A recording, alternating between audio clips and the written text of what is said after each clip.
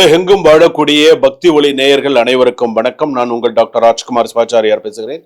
அடுத்ததாக நாம் இந்த பதிவுல பார்க்கக்கூடிய ஒரு முக்கியமான ஒரு பதிவு என்ன அப்படின்னு கேட்டா, நம்ம வாழ்க்கையில பிறந்ததுல இருந்து நம்மளுடைய சதாபிஷேகம் வரையில கூட எடுத்துக்கோங்களேன். சதாபிஷேகம் வரையில, அதாவது கரு முதல் சதாபிஷேகம் வரை கூட எடுத்துக்கோங்க. கரு முதல் சதாபிஷேகம் வரை வாழ்க்கையில கண்டிப்பா ஒவ்வொருத்தரும் இந்த 17 ஆலயம் கண்டிப்பா போயிட்டு வரணும்.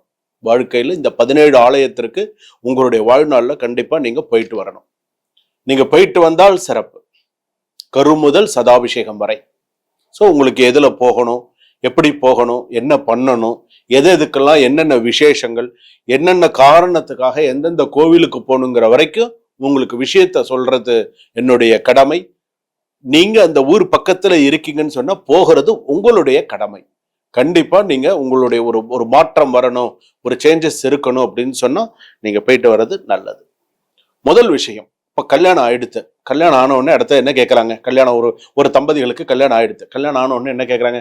அப்புறம் என்னங்க எதுவும் விசேஷம் இல்லையா? எடுத்த உடனே அதான் கேட்பேன், என்னங்க எதுவும் விசேஷம் இல்லைங்களா?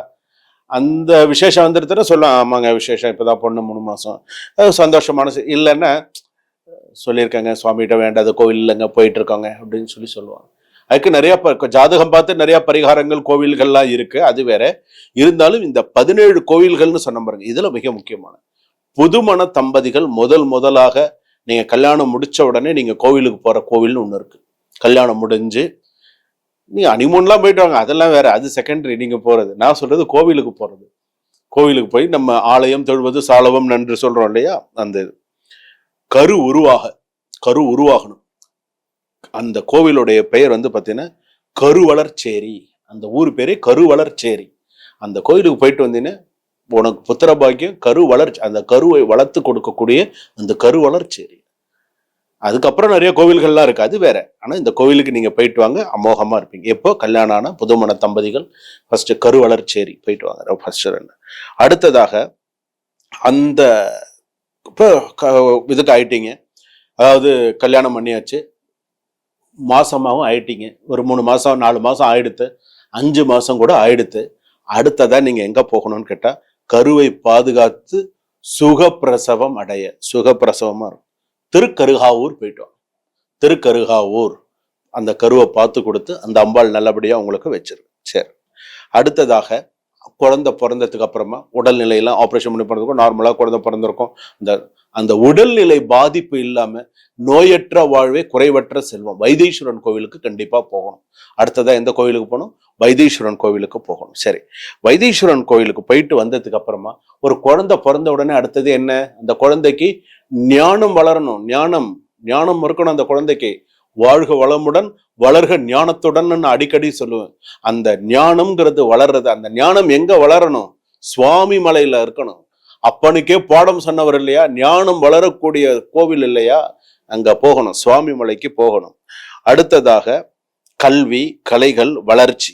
அடுத்து நல்லா படிக்கணும், கலைகள்ல நல்லா இருக்கணும், வளர்ச்சி அடையணும், ஒரு பரதநாட்டியம் கத்துக்கணும், நிறைய நல்ல விஷயங்களை சரஸ்வதி கடாட்சத்தோட இருக்கணும். கூத்தனூர் போயிட்டு வாங்க, கூத்தனூர் கோவிலுக்கு போயிட்டு வாங்க, அமோகமா இருப்பீங்க. சரிங்க, நான் கூத்தனூர்லாம் போறேன். அடுத்தடுத்து எடுத்த காரியங்களில் வெற்றி பெற, நீ நினைச்சதுல எல்லாத்துலயும் சக்சஸ் பண்றதுக்கு பட்டீஸ்வரம் துர்கை அம்மனை வழிபாடு பண்ணுங்க.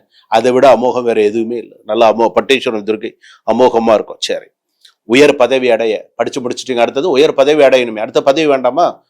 வேலைக்கு வரணும். நல்லா கும்பகோணத்துல பிரம்மன் கோவில்னு ஒண்ணு இருக்கு.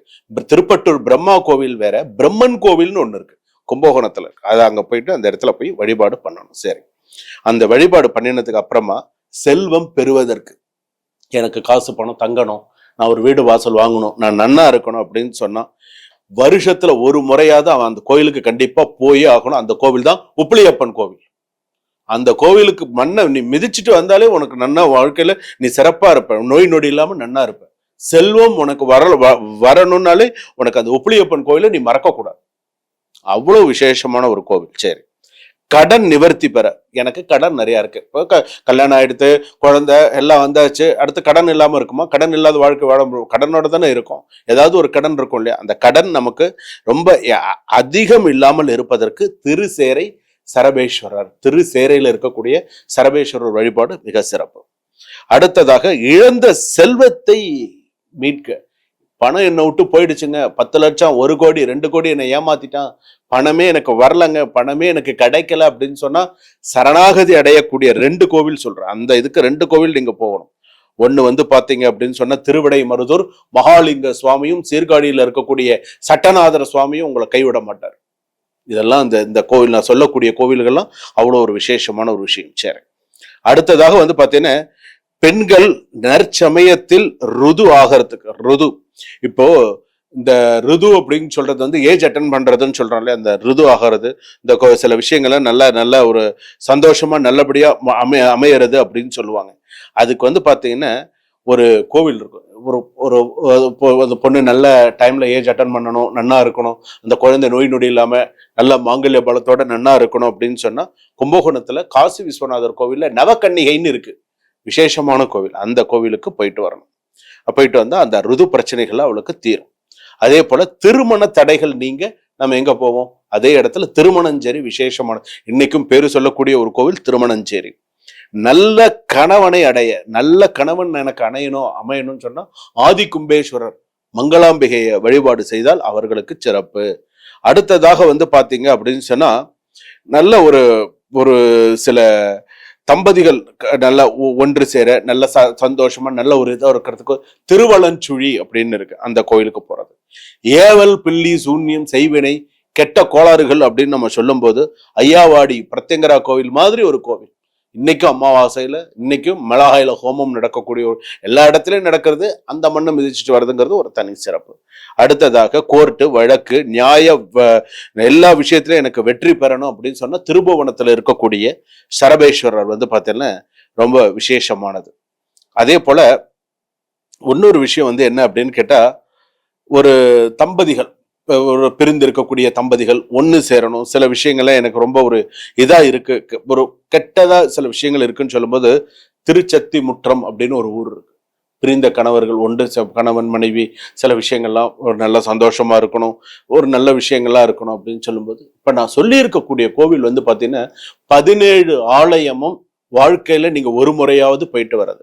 இதுக்கப்புறம் நீங்க எந்த கோவிலுக்கு போனாலும் அது பெரிய விஷயம். அதெல்லாம் வந்து கணக்கில் அடங்கா. இப்ப நான் எல்லாம் எத்தனையோ கோவில்கள்லாம் நான் போயிட்டு சுவாமி தரிசனம் பண்ணிட்டு வந்தாச்சு. தென்காசியில இருந்து திருநெல்வேலியில இருந்து கன்னியாகுமரி வரைக்கும் எவ்வளவு ஆலயங்கள் போனோமோ எல்லா. இதுல நான் ஏன் இந்த குறிப்பிட்ட கருவளர்ச்சேரியிலிருந்து எதுக்காக நான் அந்த திருபுவனம் சரபேஸ்வரர் வரைக்கும் நான் சொல்லியிருக்கேன் அப்படின்னு சொன்னா, இந்த இடத்துல இந்த ஆலயத்துக்கு இந்த அடுத்து இதுதான் வழி. கருவளர்ச்சேரி, கரு வளரணும், அடுத்த அந்த கரு நல்லா சுகப்பிரசவம் திருக்கருகாவூர் போகணும், வைத்தீஸ்வரன் கோவிலுக்கு போகணும். அடுத்தடுத்து இதுல நீங்க வைத்தீஸ்வரன் கோயிலுக்கு போயிட்டு வந்தா உங்களுக்கு நல்லதுதான். இதுல இப்ப நான் சொல்லியிருக்கிற கோவில நீங்க ஒரு மார்க் பண்ணி வச்சுக்கோங்க. நீங்க எந்தெந்த கோயிலுக்குலாம் நீங்க போயிருக்கீங்க, எந்தெந்த கோயிலுக்குள்ள இனிமேல் போறீங்கன்றத ஒரு பிளான் பண்ணி வச்சுக்கோங்க.